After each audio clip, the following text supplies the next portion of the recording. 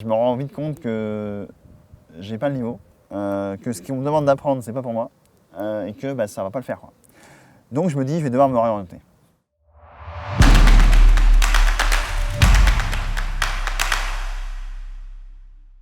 Il y avait une fille dont j'étais secrètement amoureux, qui avait 1 an ou 2 de plus que moi, et qui était au lycée Chevrollier. Parce que moi, normalement, du collège Californie, à côté, il y avait un lycée qui s'appelait le lycée Renoir, j'étais obligatoire d'aller là-dedans.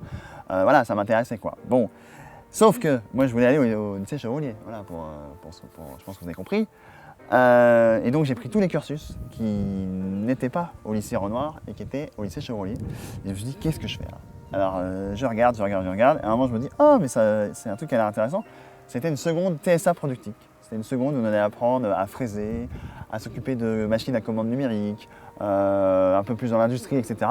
Et puis objectivement, ça m'intéressait aussi. Bon, donc je me fais orienter là-dedans. Je passe ma première seconde ici, j'apprends plein de choses. C'est là notamment que je découvre que moi je ne suis pas un bachoteur, c'est-à-dire que réviser juste avant un contrôle pour avoir une bonne note, ça ne m'intéresse pas. Moi c'est soit j'acquiers la connaissance et je l'ai toute ma vie comme ça, soit c'est passé au-dessus et je ne l'ai pas. Bon, et ça je me rends compte en fin d'année de seconde, puisque j'avais des résultats un peu en dents de scie, quand le prof de productique justement nous fait un contrôle sur toute l'année. Depuis le début de l'année, il avait dit à la fin de l'année vous aurez un contrôle sur toutes les notions de l'année.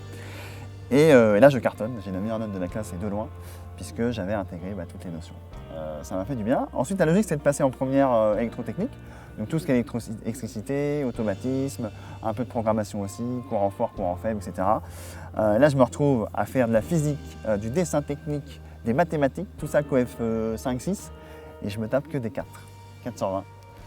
Et je me rends vite compte que j'ai pas le niveau, que ce qu'on me demande d'apprendre, c'est pas pour moi, et que ça va pas le faire, quoi. Donc je me dis, je vais devoir me réorienter. Alors je me réoriente, je regarde, on me demande de regarder.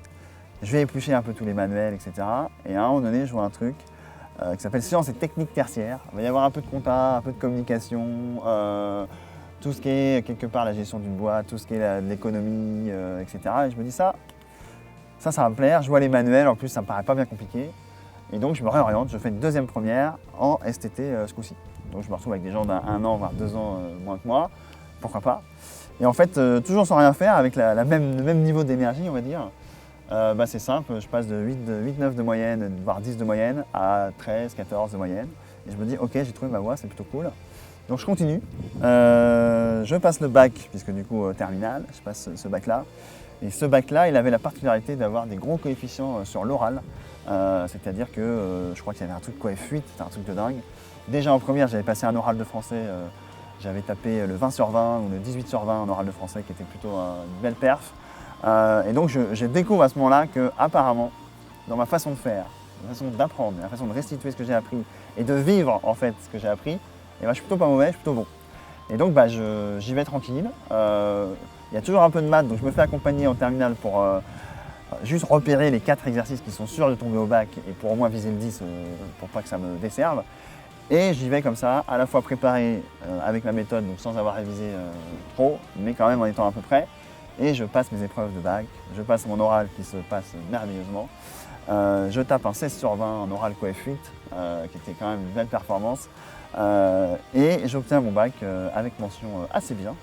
J'en suis assez fier, surtout au vu de l'énergie que j'ai mis là-dedans. Et ça m'ouvrait donc la porte, ce bac STT obtenu avec mention tranquillou, à aller en alternance sur Paris, puisque ça fait déjà quelques années que je me dis Angers c'est cool, mais il va falloir que j'aille voir ailleurs.